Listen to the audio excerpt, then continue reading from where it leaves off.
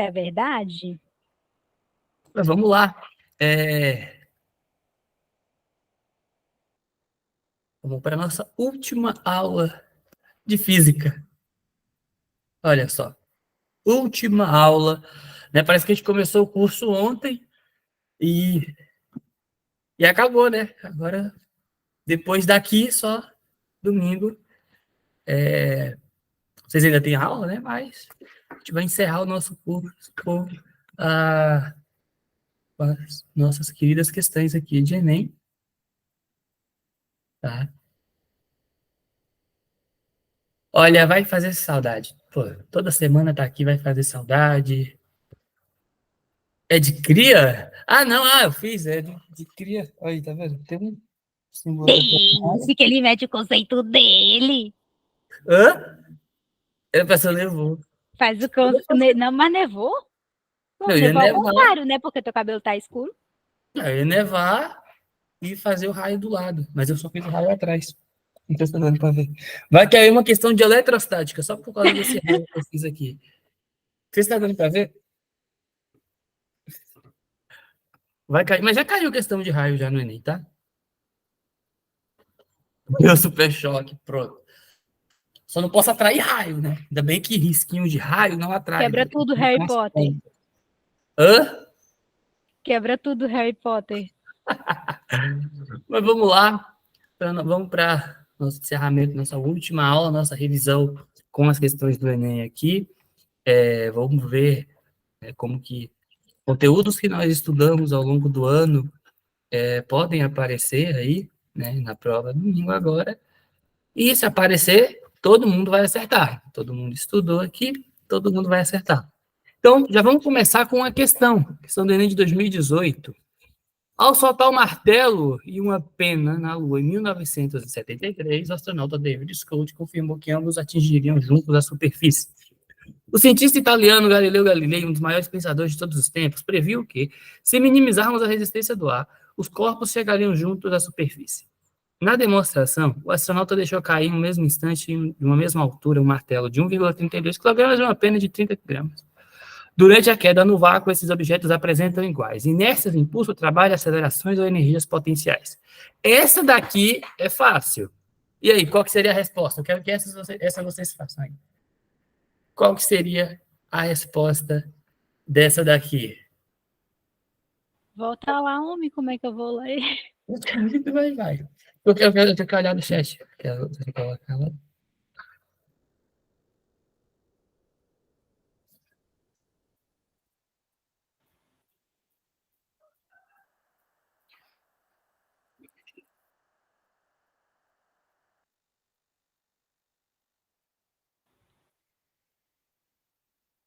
Eu diria D também, aceleração. D.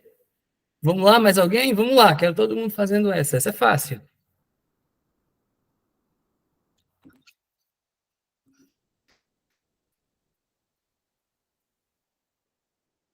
Cadê a galera que responde? D de Deus. No chute vai D de Deus, C de Cristo. D foi unanimidade do vídeo. A unanimidade aqui. D aqui, D daqui. E a resposta correta vai ser justamente a letra D, a aceleração. Eles vão ter a mesma aceleração, que vai ser a aceleração da gravidade do local, nesse caso da Lua, que é aproximadamente 1,6 metros por segundo ao quadrado. E mais uma vez, eu já pedi vocês para assistir aquele vídeo? Acho que já, né? Tu falou isso ontem, o da bola da pena. Eu falei isso ontem. Eu falei isso antes da revisão do dia, daquela última aula que a gente teve, antes da revisão de primeiro dia. Eu falei isso lá atrás. E já são 3 ou 4 questões aí do mesmo conteúdo no Enem. É a mesma coisa, só muda uma coisa ou outra, sim. Mas é exatamente a mesma coisa aí sobre o experimento. Agora ele ainda citou Galileu Galilei, tá? Então, tá correto. Por isso que eu falei que era fácil. Essa é fácil porque a gente já falou disso muito aqui. A gente já descreveu. E nessa não teria, porque a gente não sabe a velocidade deles e nem mesmo se, né, a força aplicada aqui. Impulso não, porque o impulso teria que ser um lançamento, eles teriam que estar sendo jogados, né, uma impulsão. Trabalho também não teria como aqui, porque se você pegar o trabalho pelo teorema da energia cinética, as massas são diferentes, e é o mesmo motivo das energias potenciais. A massa é diferente, então não teria como também. Tá? Então, a aceleração, que vai ser a aceleração do local. Tá? Se for na Terra, 10, joga 10 que aguenta, se for na Lua, 1,6. Bem tranquila essa questão aqui para a gente começar a revisar.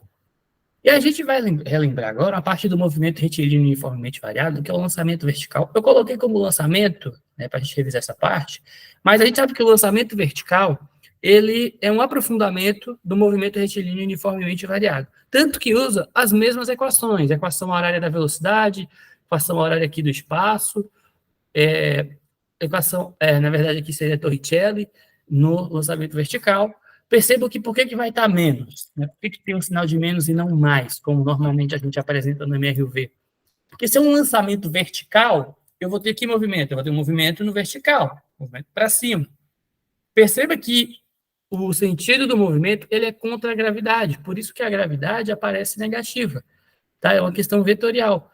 Né? Como ela vai estar no sentido contrário ao do movimento, ela vai estar negativa. Quando a aceleração da gravidade é no mesmo sentido do movimento, ela aparece positiva.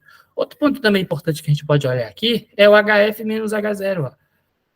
Seria a altura, né? Altura final menos altura inicial. Quando a gente tem final menos inicial, vocês podem também reescrever aqui como sendo um ΔH, né? Que é uma variação de altura. E isso seria velocidade inicial aqui, ou velocidade, dependendo do que a gente for fazer, né? Velocidade do ponto dele, vezes o tempo menos gt quadrado sobre 2.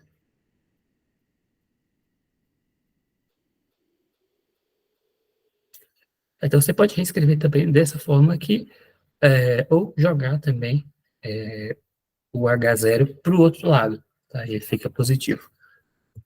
Então, aqui uma questão do Enem do ano passado, tá? Acho que vocês provavelmente vão lembrar dessa questão aqui. Em um dia de calor intenso, 2 colegas estão a brincar com água da mangueira. Um deles quer saber até que altura o jato de água alcança a partir da saída de água, quando a mangueira está posicionada totalmente na direção vertical.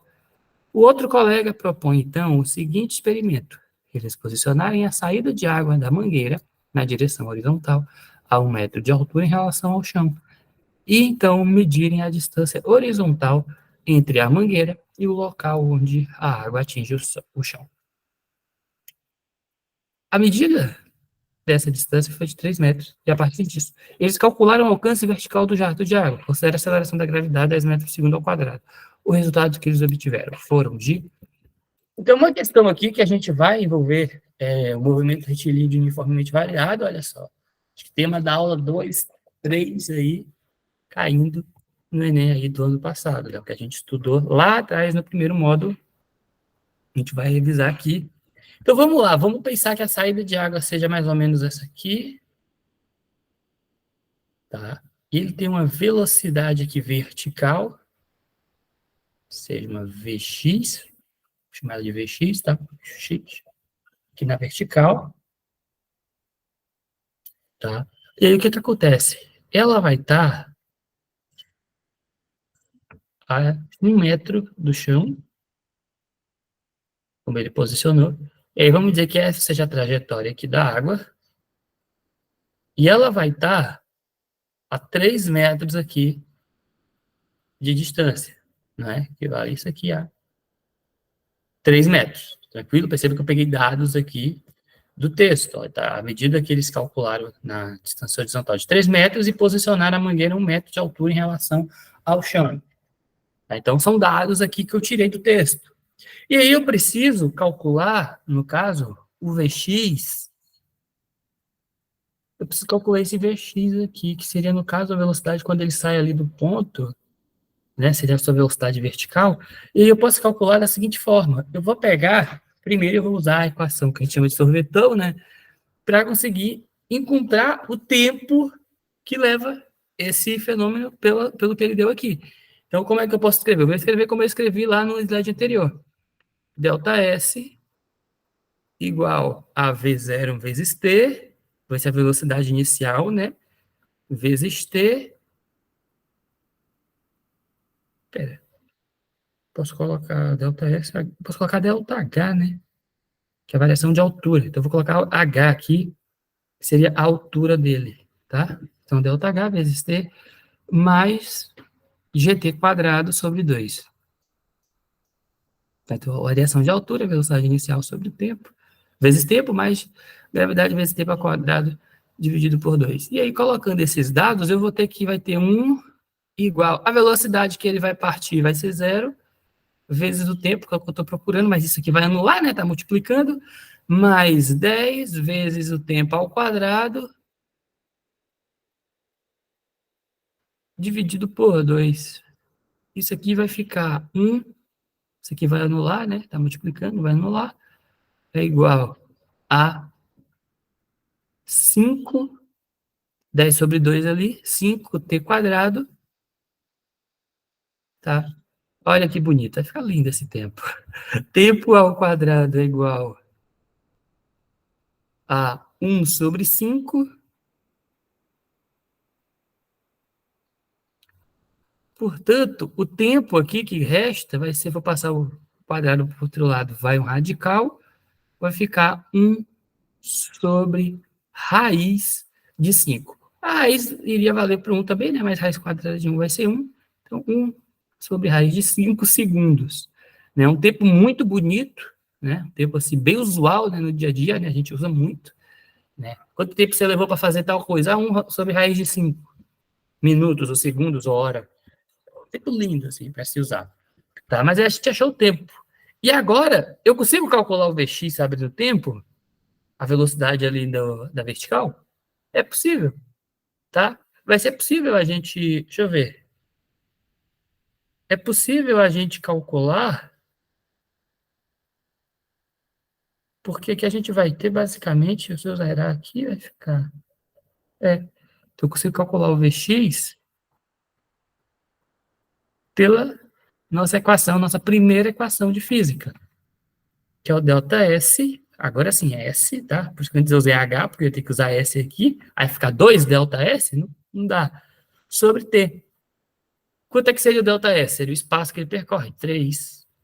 E o tempo? O tempo a gente achou. 1 sobre raiz de 5. Fração de fração, como que eu faço?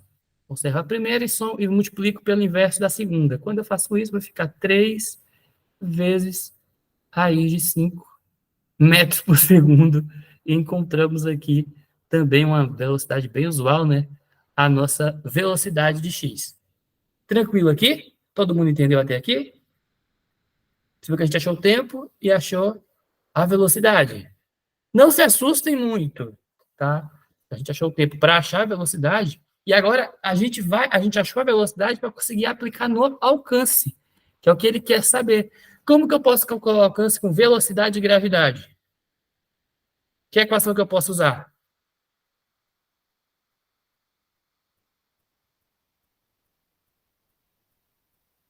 Alguém tem alguma sugestão?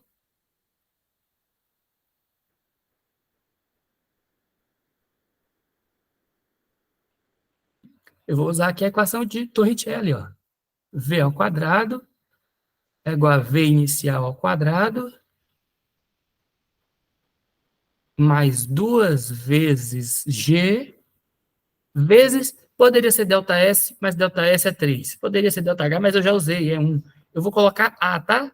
Que também é medida em metro, que aqui seria o alcance. Só que eu estou mudando aqui as grandezas para não confundir. Então, eu vou colocar como sendo A velocidade aqui seria a velocidade x, então vai ficar 3 raiz de 5 ao quadrado, igual a 0 ao quadrado, né, velocidade inicial, mais 2 vezes 10 vezes A. Fazendo aqui, a gente vai ter o seguinte, 3 ao quadrado, 9, raiz de 5 ao quadrado dá 5, né? Que seria 25, raiz quadrada de 25 vai dar 5, igual a 20A, tá? E a gente vai ter que A é igual a 45, né? Aqui, só fiz mudar de lado, tá? 45 sobre 20, portanto, A é igual a 2,25 aqui, metros. Então, encontramos aqui o alcance. Alternativa B. Vai estar em 2022, aqui seria a alternativa B. Essa foi também um pouquinho extensa aí do Enem do ano passado. Alguma dúvida aqui?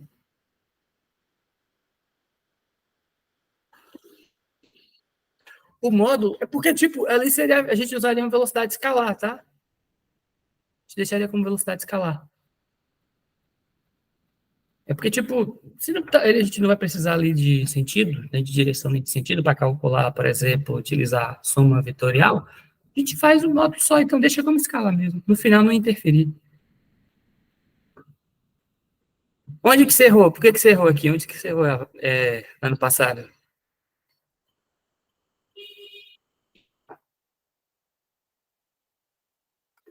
Pois eu lembro, você me fala, mas uma questão aí também um pouco complicada. Teve, as duas acho mais complicadas de física a gente fez, que foi essa, e foi aquela do pai com balanço, lembra que a gente usou energia e força centrípeta? Então essas foram as duas mais difíceis de física do Enem do ano passado, tá? A gente tem elas feitas aqui na revisão. Deixei uma ontem e outra hoje para não ficar tão desbalanceado. Uma aula ser muito complicada, a outra ficar mais simples, tá? Mas foram as duas mais difíceis, assim, pelo menos que eu acho, em questão de tamanho de resolução e tempo que você ia levar para chegar no resultado. E aqui você usou 3 equações, aí você usou aqui do espaço, né, com essa hora do espaço do MRUV, você usou aqui ΔE sobre ΔT do MRU e Torricelli do MRUV. Então tem 3 equações aqui que a gente utilizou nessa resolução. Vamos lembrar um pouquinho, fazer uma revisão aqui sobre espectro eletromagnético lá de ótica, tá? Você ficou bem aleatório, assim, tá? Tipo as questões do Enem, né? Não tem uma ordem para seguir. Então, vamos fazer ser uma ordem específica. A gente já estudou isso aqui numa ordem, agora não precisa mais. Então, relembrando um pouquinho, né, as cores, né, são a forma que o cérebro vai interpretar, né, os comprimentos de onda, que a gente vai conseguir ver. Imagine uma folha, e nessa folha, o que vai acontecer? Ela vai fazer o processo de absorção dos comprimentos de onda e vai refletir apenas um deles, que é o verde. Ou seja, se você tem a folha lá, você está vendo ela, então o que ela está fazendo? Ela está recebendo a luz monocromática branca, incide sobre ela vai meio que absorver todos os outros comprimentos de onda, exceto 550 nanômetros, que é equivalente ao verde, que é o que ela libera, tá? Você teria outros processos, mas a explicação mais fundamental seria essa. Então, o que acontece? Essa tabela, quando a gente observa, perceba que ela está sob efeito de quê? Qual é a ordem do maior para o menor aqui? Você vê que ela está numa decrescente, no sentido aqui. Se você pegar ela nesse sentido aqui, ela vai estar decrescente. Ó. Então, o comprimento de onda do infravermelho é maior do que do vermelho. O do micro-ondas, né, o comprimento de onda do micro-ondas é maior do que o infravermelho, e as ondas de rádio têm um maior comprimento de onda.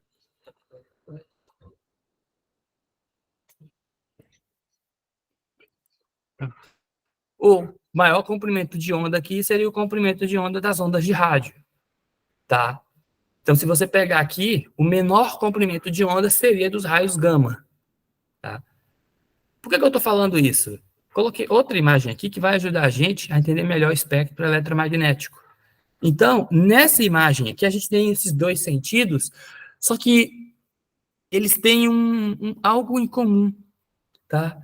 Quando a gente pega, por exemplo, quem é o maior aqui? Ondas de rádio, ou seja, ondas de rádio, então seria aqui do maior nesse sentido aqui, para o comprimento de onda. Então, ele no caso, perceba, comprimento de onda, né, o lambda, ele está crescente nessa direção, ó, o menor comprimento de onda é raios gama, e os maiores aqui as ondas baixas, que é ondas de rádio. E a frequência está crescente na outra direção, tanto que a frequência está descrita aqui, ó. Então, as menores frequências seria rádio, micro-ondas, infravermelho, e as maiores frequências, raio-x e raio-gama. Ou seja, quem tem os maiores comprimentos de onda tem as menores frequências, e quem tem as maiores frequências tem os menores comprimentos de onda. Por quê? Vem do princípio fundamental da ondulatória, está até escrito aqui, mas eu vou colocar, a gente tem que a velocidade, né, pelo princípio fundamental da ondulatória, é lambda, que é comprimento de onda, né, a letra grega lambda, F, não é? Equação fundamental aqui para o Enem. Vou isolar agora a frequência. Então, a frequência, ela vai ser a velocidade sobre lambda. Ou seja, se eu aumento a frequência, eu vou reduzir o comprimento de onda. No caso, o comprimento de onda é menor. Por quê? Porque frequência e comprimento de onda são inversamente proporcionais, tá? Então, aqui, por exemplo, o infravermelho, ele vai ter um comprimento de onda maior do que o ultravioleta, mas o infravermelho tem uma frequência menor, né? A frequência dele aqui vai bater aí, mais ou menos aqui, ó, de 1 a 10 a 12 a 14, que é onde começa o intervalo de luz visível, e o ultravioleta de 10 a 16 a 10 a 18 aqui, mais ou menos, né? 19 quase, aproximadamente. Então, percebam que a gente vai ter essa relação aqui de comprimento de onda e frequência no espectro eletromagnético. Todo mundo conseguiu entender aqui? Alguma dúvida? Tranquilo essa parte aqui? Então, vamos fazer uma questão aqui do Enem de 2020, tá? Que vai ter a ver com isso aqui. Herschel, em 1880, começou a escrever sobre a condensação da luz solar no foco de uma lente e queria verificar de maneira os raios coloridos contribuem para o aquecimento. Para isso, ele projetou sobre um anteparo o espectro solar obtido com um prisma, colocou termômetros nas diversas faixas de cores e verificou nos dados obtidos que um dos termômetros iluminados indicou um aumento de temperatura maior para determinada faixa de frequência. Para verificar a hipótese de Herschel, o estudante montou um dispositivo apresentado na figura. Tá, no próximo slide. Nesse aparato, 5 recipientes contendo água, à mesma temperatura inicial, e separados por um material isolante térmico e refletor, são posicionados lado a lado, A, B, C, D e E, no interior de uma caixa com material isolante térmico e opaco. A luz solar, ao entrar na caixa, atravessa o prisma e incide sobre os recipientes. O estudante aguarda até que ocorra um aumento da temperatura e afere em cada recipiente. Ele deu aí uma aula primeiro aqui, né, nesse primeiro parágrafo, e no segundo ele falou o que era para fazer. Em qual dos recipientes a água terá maior temperatura ao final do experimento? Então, ele colocou aqui, né, a luz incidente passa pelo prisma, ela separa, e aí a gente vai ter aqui A, B, C, D e E. Façam essa daí. Qual você acha, né, caiu no Enem agora, domingo, em qual você marcaria, pelo que você aprendeu em ótica, o recipiente que terá a maior temperatura ao final do experimento?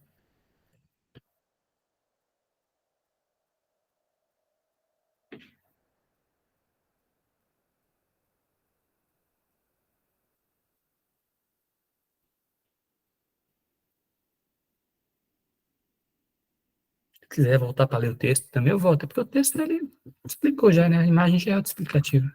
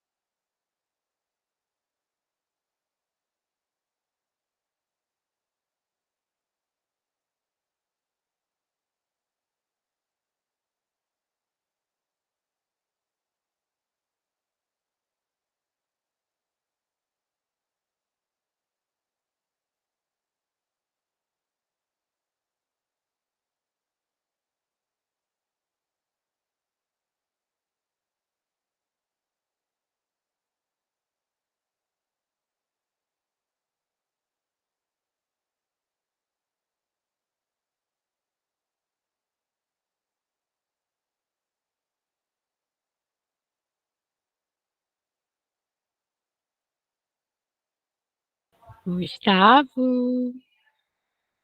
Ih, menino caiu. Conta. Conta da Catarina.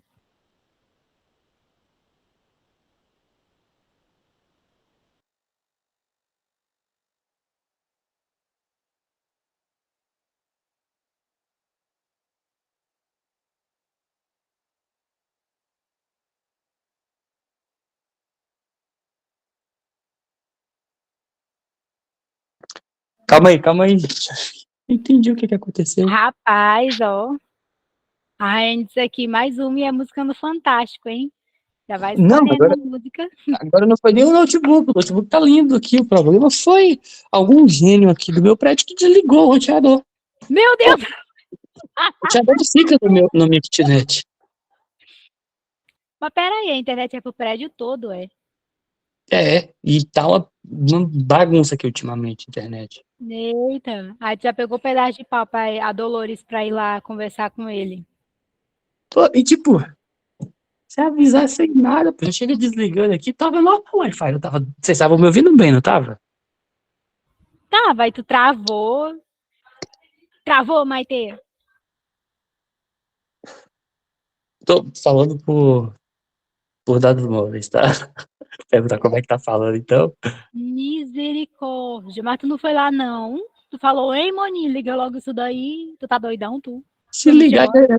é um tempo agora pra ligar. Pô, sacanagem, velho. Justo hoje. Justo agora, né? Tanta manhã pra poder fazer isso. Menino, não é? O que deu na cabeça dele? Acho que ele endoidou o bichinho. Pô, tem que esperar agora. Certeza que ele queria gongar a gente. Ele falou assim: eu vou prejudicar todo mundo, vou deixar ele sem aula. Vai fazer o Enem, né? Tá querendo eliminar a concorrência. Agora eu vou ter que ser obrigada a sair daqui até Campinas pra levar a Dolores e dar uma paulada nele. Fazer protesto, queimar pneu aqui. Eu vou pra frente dos quartéis agora. Mas pera aí. Mas qual que vocês tinham marcado? Vocês tinham ido na A, não era? Oi? Todo mundo foi. Qual foi a alternativa que todo mundo foi na questão? Letra A? Letra A? Uhum. Qual Peraí era que a eu volto certa? lá. É A, tá certo. Tá correto. Ai, que delícia, Vera. Porque o que que acontece? Agora eu tinha que estar com o slide aberto. Mas perceba que o A e o E, para quem não estudou física, vai achar que tá supostamente vazio, né? Porque o espectro visível só vai do B ao D. No A, nós temos o infravermelho. E no E, nós temos o ultravioleta. Então, o que que isso implica? Vai implicar na, é, nessas duas frequências e o infravermelho ele é conhecido como onda de calor, ou seja, ele é quem mais aquece. Então, justamente por isso que a alternativa A estaria correta, tá? Agora deixa eu voltar aqui que eu mostro o slide para vocês. E voltou, acho que vai reconectar.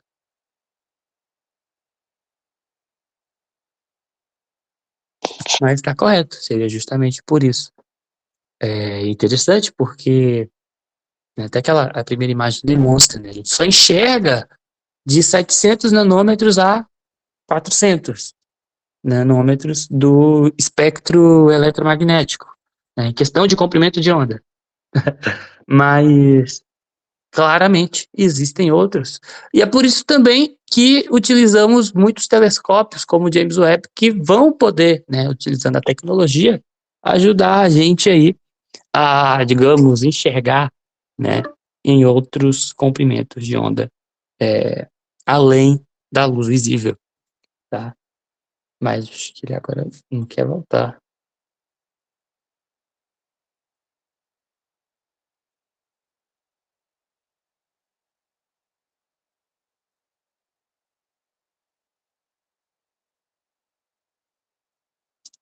Pô, mas sacanagem, desligar agora.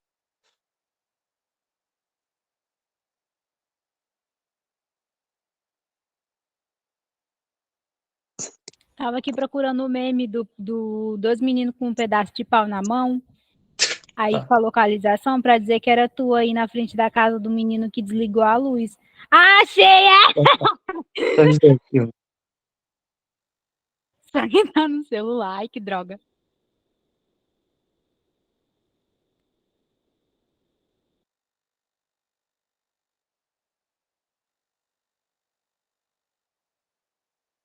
Voltamos. Não vai ter aula, não.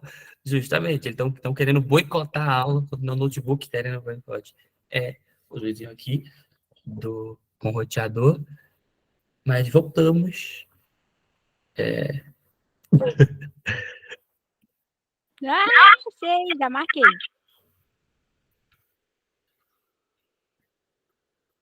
Tá gravando ainda, né? Tá. Então vamos voltar aqui. Justamente, gabarito. Quem marcou aí, meus parabéns, alternativa A, né? Seria justamente o infravermelho que está ali. Né? O infravermelho aqui do ladinho do vermelho, né? Como a gente tem aqui. Mas outra coisa que a gente pode pensar também para, né, pensar disso na hora da prova.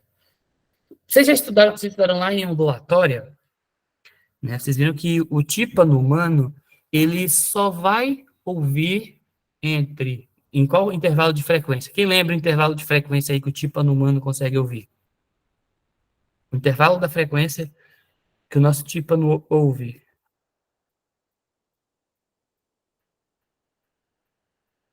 Entre 20 e 20 mil Hz. Tá? A gente consegue ouvir entre 20 e 20 mil Hz. Então, quando eu falo Hertz, Hertz é a unidade de medida de frequência. O cachorro, ele supera. É incrível que o cachorro, ele consegue, acho que, quase que dobrar o nosso. E sabe aqueles apitos? Aquele apito de cachorro? Né? Que vocês já viram? Aquilo, para mim, tinha que ser proibido. Aquilo é uma tortura. E ele emite um som acima de 20 mil Hz. Ou seja, a gente não ouve, mas para o cachorro é absurdo. Né? O negócio é absurdo, né? Que os doguinhos conseguem, né? Acaba. Por isso que quando alguém sopra aquilo, eles ficam tudo atordoado, né? É quase que se você ficar num lugar muito com um som muito alto. Né? Então, é uma sacanagem. Para mim, aquilo tinha que ser proibido. Aquilo é sacanagem. Então, eles basicamente dobram, né, o nosso capacidade para mais. E aí, o que que acontece? De 20 mil, perdão, de 20 para trás, a gente chama de infrasom. Tá? 20 para trás, nós chamamos de infrasom. De 20 mil em diante, a gente chama de ultrassom. Perceba que isso é uma noção de frequência. E quando a gente vem aqui, a gente tem essa noção. Ó. Aqui a gente tem o vermelho. Uma frequência abaixo do vermelho é o infravermelho. A gente tem o violeta aqui. Uma frequência acima do violeta é o ultravioleta. Então, fica no mesmo sentido. Então, como que eu poderia saber que no A era o infravermelho e no E o ultravioleta? Lembrando dessa lógica. Pela frequência, você consegue saber. E sabendo que o infravermelho é uma onda de calor, principalmente, ele transmite, né, propaga muito calor por irradiação, a gente marcaria a alternativa A. Tranquilo? Alguma dúvida aqui? Questão bem legal essa também, né?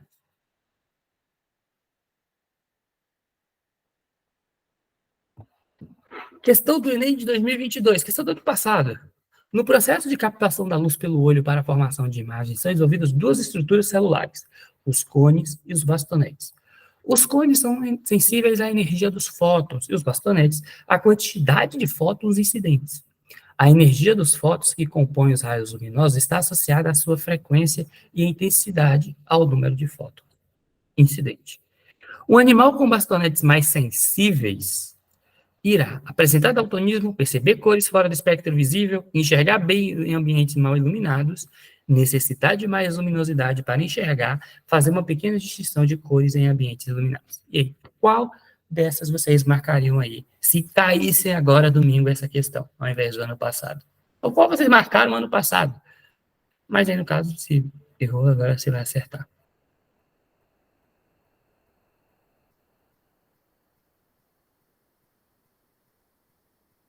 C, mais alguém? Continua aí.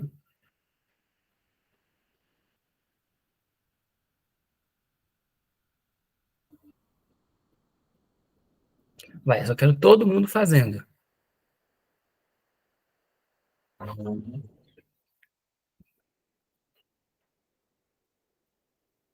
C, C, que não poderia ser a D, tá?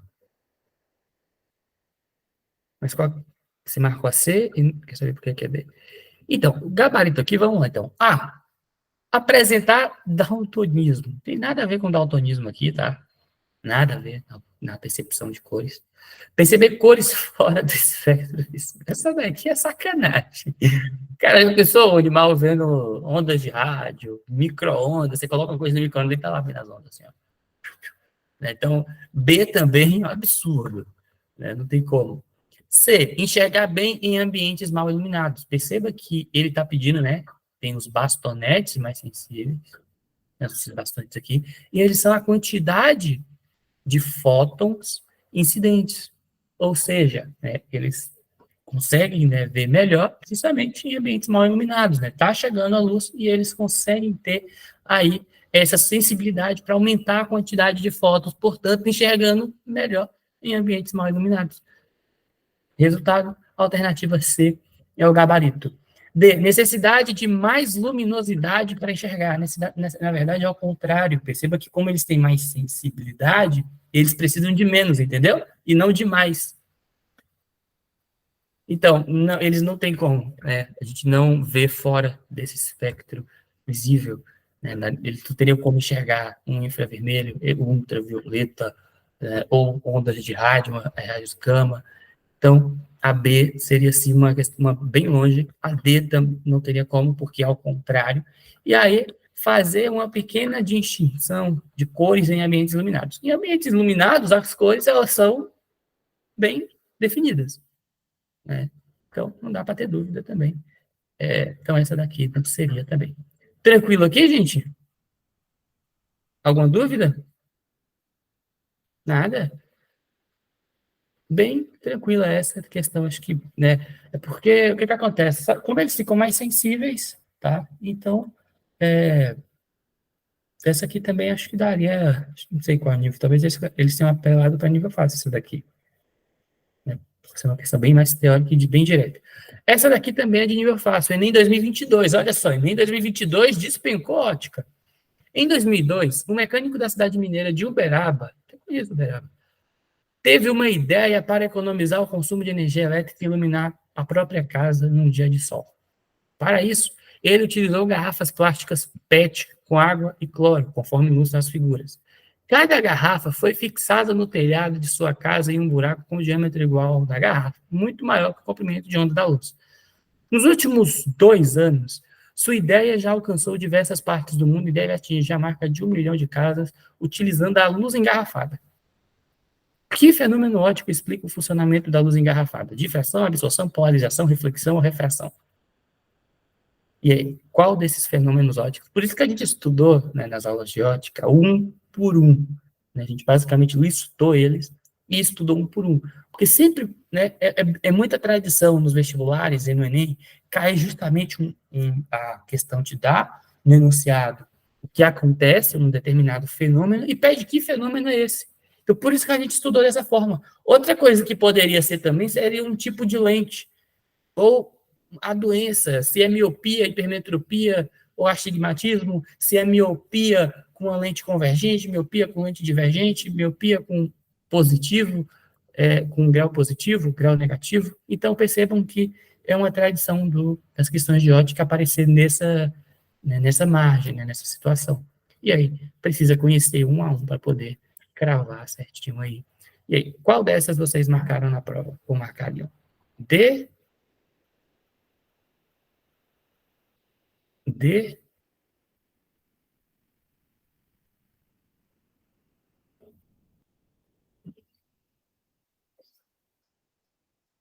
Qual que você marcou primeiro e marcou depois, Sofia?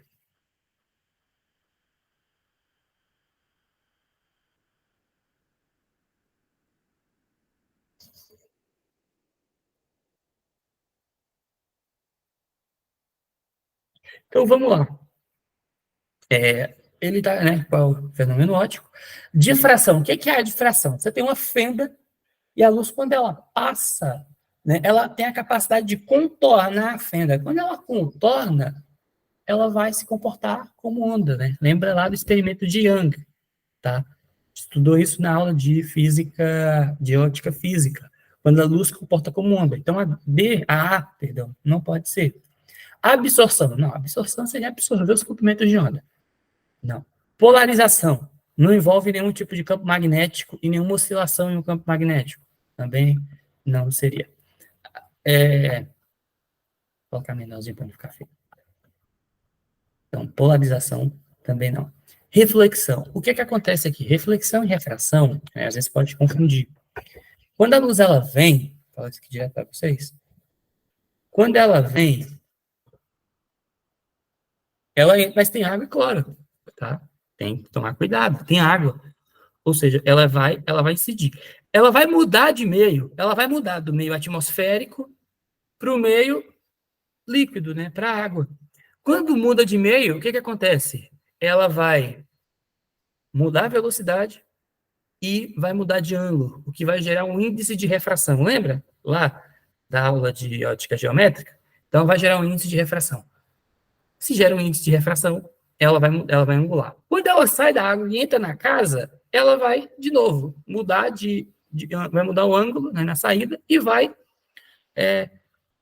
mudar a velocidade, vai aumentar a velocidade, que no meio atmosférico ela é mais rápida do que na água.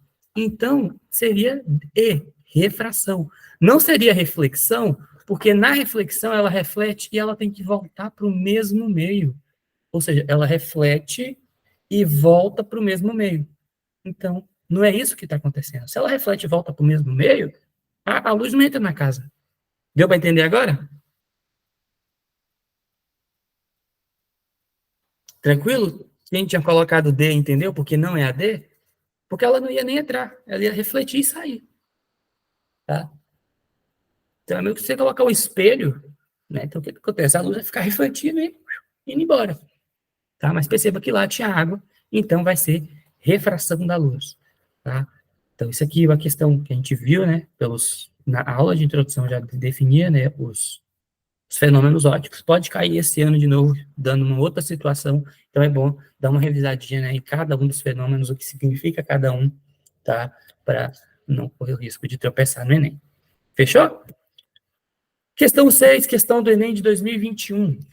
Foi realizada uma perícia técnica de um acidente de trânsito em que um carro colidiu com uma van em um cruzamento a 90 graus, como esquematizado na figura A. Tinha que ter uma aqui, né? A van tem massa 2 vezes maior que o carro.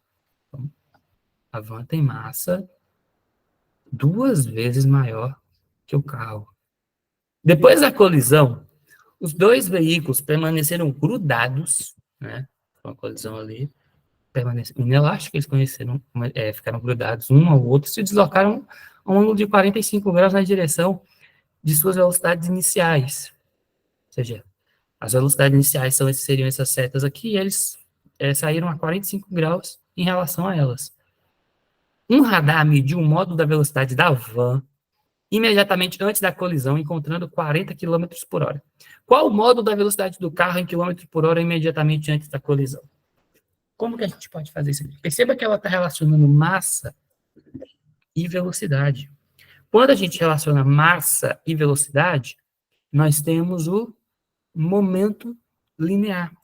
Tá? A gente tem um momento linear, que a gente escreve como sendo Q igual a massa vezes velocidade. Eu chamo o momento linear, essa é a equação dele, tá? Eu chamo de momento linear mais quantidade de movimento, por isso um Q, né? Quantidade de movimento também daria no mesmo, tá? Então, vai ser Q igual a mv, tá? A gente sempre, eu gosto de definir o momento linear da seguinte forma: você está, imagine, uma ladeira, né, no plano inclinado, você resolve correr, por nada você resolve correr, e descer correndo. Geralmente, quando a pessoa faz isso, vai dar ruim, né? Geralmente, às vezes, tropeça, cai, se arrebenta tudo. Por quê? Você aumenta o seu momento linear, tá? Então, você acaba gerando esse aumento do momento linear, porque você vai ter uma massa e aumenta a velocidade. Quando você aumenta a velocidade, você aumenta o momento linear junto. Pensando nisso, você consegue definir aqui a equação.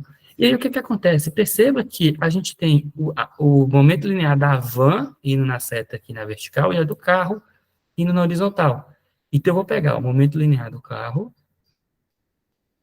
chamar de QC, e o momento linear da van. Olha que linda essa questão. Essa questão é linda de fazer. Eu vou colocar aqui em um triângulo retângulo, ó, que seria uma soma de um momento linear, porque eles continuam grudados. Já que eles ficam grudados, é uma soma. Uma soma vetorial é quando os vetores estão formando o ângulo de 90 graus. Teoricamente, a gente teria que usar o teorema de Pitágoras. Só que aqui tem um pulo do gato que vai tirar o teorema de Pitágoras, que é o seguinte. Então, eu vou ter que fechar, né, aqui o diagrama. Então, aqui seria a minha hipotenusa, né? Então, quem que seria a hipotenusa? Seria a quantidade de movimento final, né, que é a soma do carro com a da van, tá? Então, vamos chamar de QF. Aqui tem 90 graus, né, um triângulo retângulo, então aqui é 90 graus. Eles diz que eles saíram, olha só, deslocaram um ângulo de 45 graus com a direção e a velocidade de suas velocidades iniciais. Ou seja, aqui equivale a 45 graus.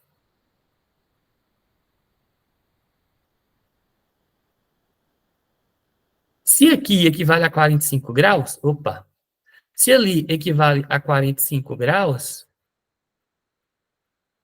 aqui equivale também a 45 graus. Por que equivale a 45 graus? Onde é que você está tirando isso? Porque a soma dos ângulos internos de um triângulo tem que dar 180. Então, eu tenho 90 mais 45 mais 45, 180 graus. Olha só.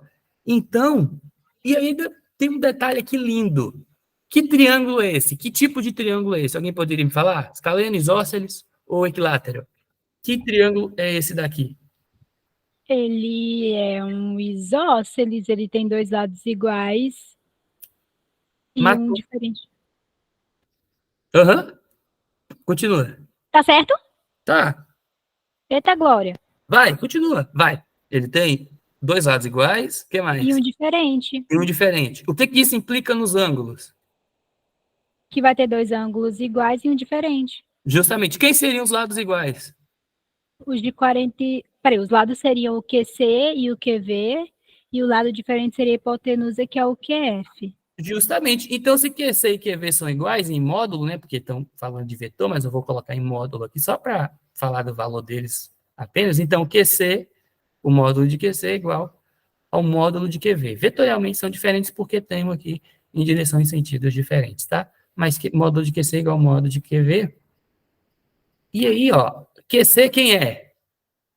Perceba que a gente matou a questão aqui. QC, massa de C vezes velocidade de C, né? Igual, QV, massa de V vezes velocidade de V, que é a velocidade da van. Tem um ponto aqui importante que eu grifei, ó.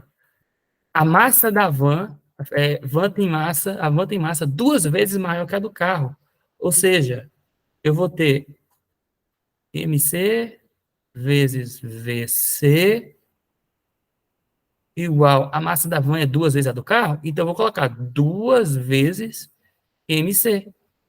Olha só, eu substituí a massa da van pelo dobro da massa do carro, ele falou que era igual, vezes a velocidade da van, que é 40 km por hora, disse lá no enunciado. Eu posso simplificar massa com massa, massa do carro com massa do carro. A velocidade do carro é igual a 2 vezes 40, vai dar 80 km por hora. Então, a velocidade do carro era 80 km por hora. Alternativa I, aqui. Tá? Então, encontramos aqui a velocidade do carro. Alguma dúvida? Tranquilo essa questão? Perceba que dava para pensar aqui também o seguinte: se você tem os momentos lineares iguais, de certa forma você teria que chegar aqui, né? Usar o triângulo para chegar nesse ponto aqui de QC igual a QV. Se o momento linear é igual e a massa da van é 2 vezes a massa do carro, e o momento linear é massa vezes velocidade, a velocidade do carro tem que ser 2 vezes a da van, né? Se a van está 40, o carro tem que estar 80. Daria para matar assim também, tá? Então, na verdade, se ler a questão e tivesse esse raciocínio, mesmo que empírico aqui, dava para marcar. E, obviamente, isso não é bom, às vezes isso vai dar errado, não dá certo sempre. Mas essa aqui seria a forma correta de fazer chegar no resultado. Tá? Tranquilo essa? ela não é tão complicada. Tipo, você teria que pegar pela questão dos vetores e aí colocava, né, no triângulo. Eu achei essa forma bem legal aqui de fazer também. Outra forma seria dizer que já era igual. Você disse que era igual logo direto, e aí você também chegaria nesse resultado. Mas, tipo, você dizer QC igual a QV e abrir aqui e depois falar que era duas vezes a massa e sair direto aqui, ficaria tranquilo. Mas eu só expliquei o porquê aqui dos ângulos. Ela seria até fácil nesse ponto. Se você viesse para cá direto, ó, chegava, já dizia isso aqui logo, sem isso daqui mesmo, sem a questão do triângulo, só isso aqui. Você chegava no resultado também, tá? Então não seria tão complicado fazer ela. Mas o porquê que é igual? Eu mostrei o porquê que é igual utilizando os triângulos. Deu para entender? Mas se você não quiser, não pensasse em usar um triângulo e fosse direto dizendo que o momento linear do carro e da van era igual, você chegava no resultado do mesmo jeito, tá? Mas aqui o triângulo ajuda a explicar o motivo, né? Que é muito bonito, que é pelos ângulos internos ali e os lados aí de um triângulo isósceles. Achei bem legal, assim, também, que seria a explicação bem interessante para isso. Questão 7. Oh, tá acabando. No dia 14 de julho de 2015, a sonda espacial norte-americana New Orleans atingiu o ponto mais próximo de qualquer artefato humano esteve do planeta não Plutão. Nesse instante, a distância da sonda da Terra era aproximadamente 5 bilhões de quilômetros. As primeiras imagens de Plutão não chegaram à Terra instantaneamente, quando enviadas através de um sinal de rádio, pois a velocidade da luz é C igual aqui a 3 vezes 10 oitava metros por segundo. No momento de máxima aproximação de Plutão, qual o valor mais próximo do tempo decorrido entre o envio de uma imagem pela antena transmissora da sonda e sua recepção por uma antena receptora na Terra? Façam aí essa questão. Questão bem legal aí do Enem de 2021. Quero vocês fazendo essa daí também e me dizendo aí no chat qual é o gabarito aí que vocês marcariam, tá?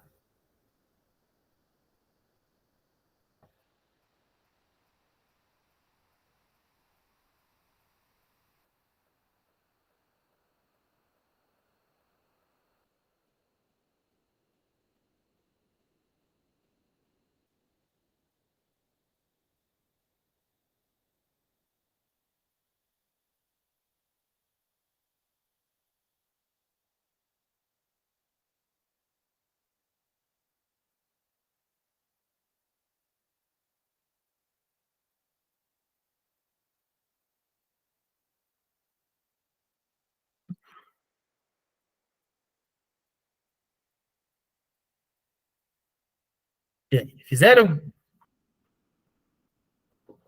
Calma aí, calma aí. Esperar.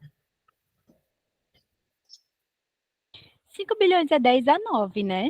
Isso. 10 elevado a 9.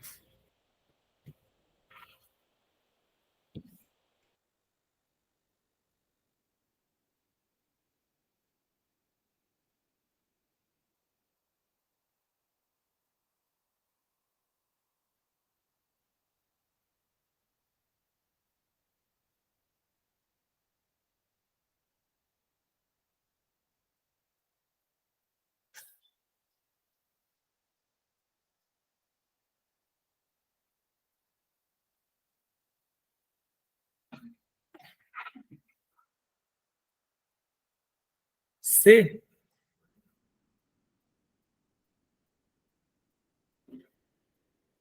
Ih, pera lá, pera lá, pera lá. Tem pegadinha aí, hein? Que pegadinha. Oxi, um tá em. Ah, não, a velocidade é metro por segundo. Só que o outro tá em quilômetros. Não deveria estar em metro? Deveria. Pois é. Por isso que eu falei que é pegadinha. Você colocou em metro? Não. Então vai dar errado. Então já não é a C, galera. É. Vai ter cuidado com isso na hora da prova. A questão é fácil, mas não pode errar com essas bobeiras assim.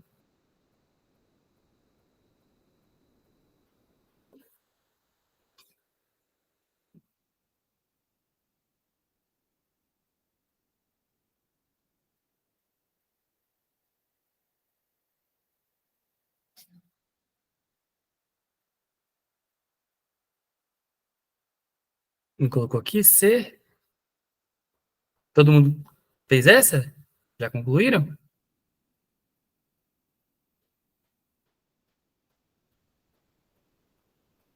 Então vamos lá, ó. Então, a C está incorreta. O que acontece? Você tem. Essa questão aqui, então tem que tomar muito cuidado com isso.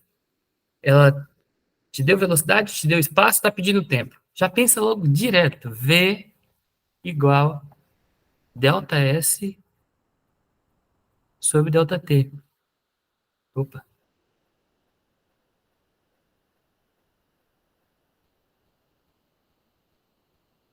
Opa, de novo, está escorregando.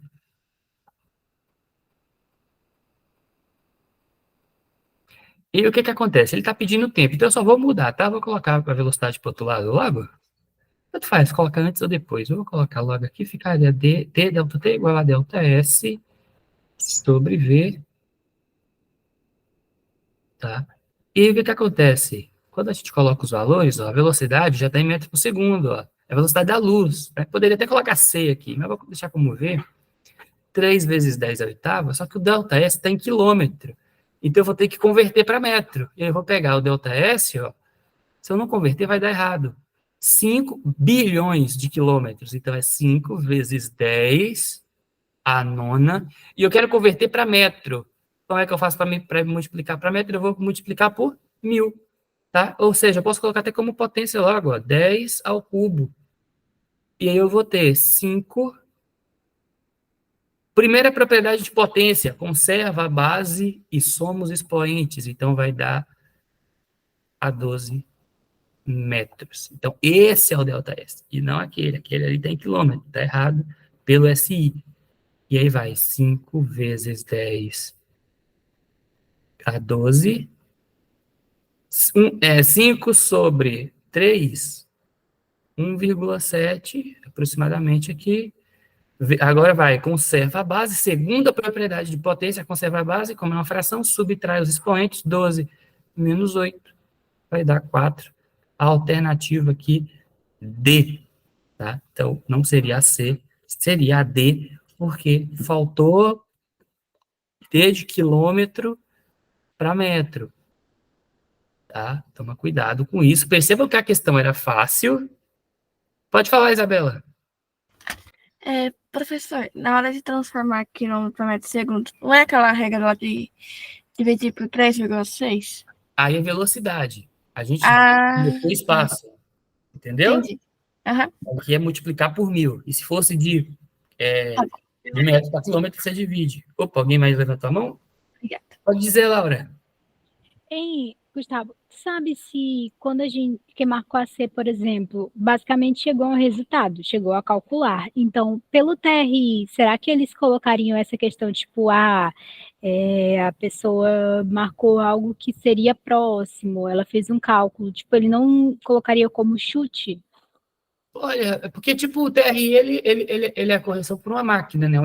O gabarito é uma máquina. Então, talvez só o fato de estar errado, acho que eles já passam. Acho que não sei se tem uma alternativa assim que eles não iam pegar tanto no pé, porque, na verdade, se errar, acho que já vai ser um erro, já vai ser dado como erro, então acho que não interfere. Tipo, tem gente que pergunta também, é melhor chutar ou deixar em branco? O Enem no Enem, se você deixa em branco no gabarito, né, se você não quis chutar com medo de errar, deixar em branco também é dado como erro. Chutar, você ainda tem 20%. Então, em vista entre chutar e deixar em branco, chutar é melhor. Isso vai dar como erro, de certa forma, mas eu acredito que vai ser erro normal e o TRI vai ser influenciado. Tá? Então é só acertando mesmo. Ruim é chutar e acertar uma questão difícil, né? Aí vale a pena no final da prova. Se, tipo, tem que garantir as fáceis. Essa daqui era uma questão de nível fácil.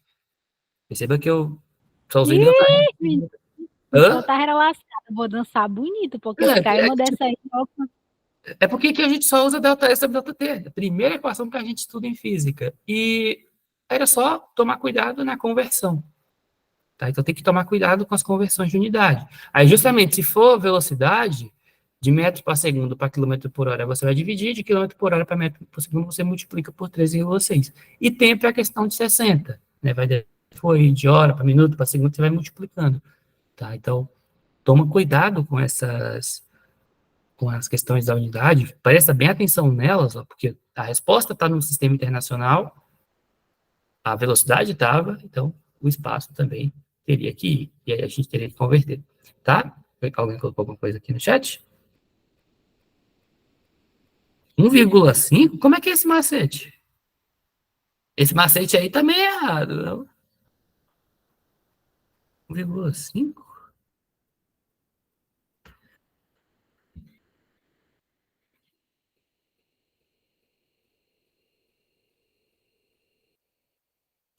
Deixa eu ver. Continua para a gravação no Gongar.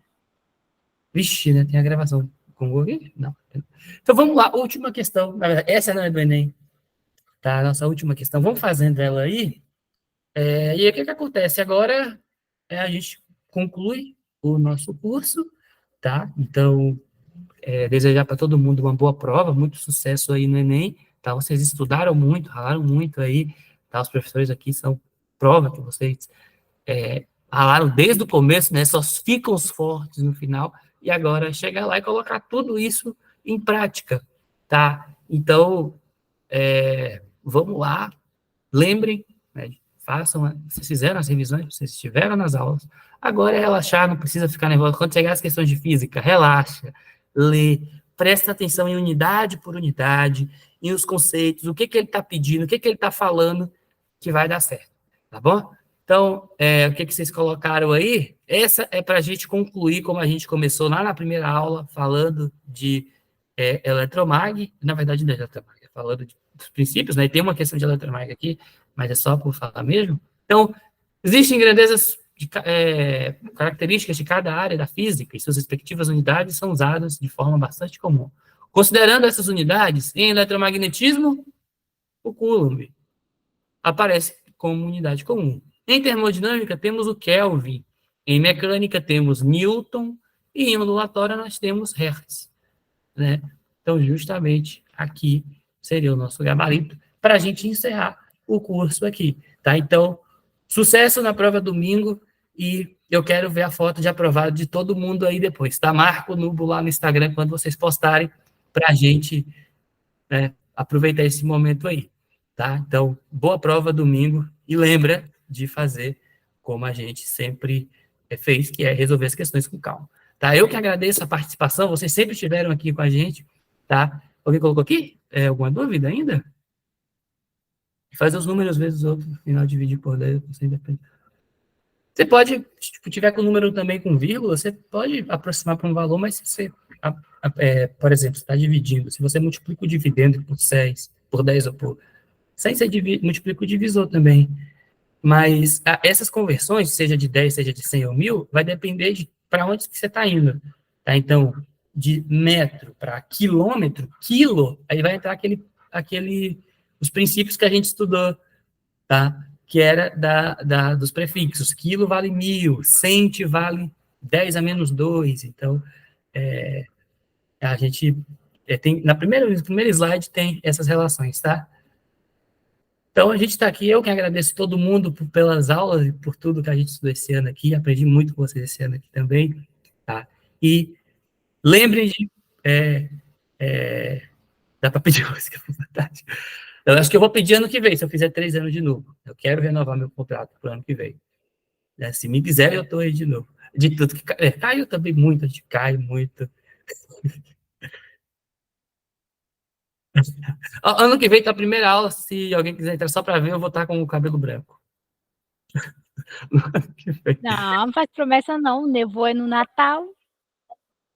Nevando no Natal, nevando no Natal. E ano novo. Tá, vou encerrar aqui a gravação. Cadê, gente? Que encerro?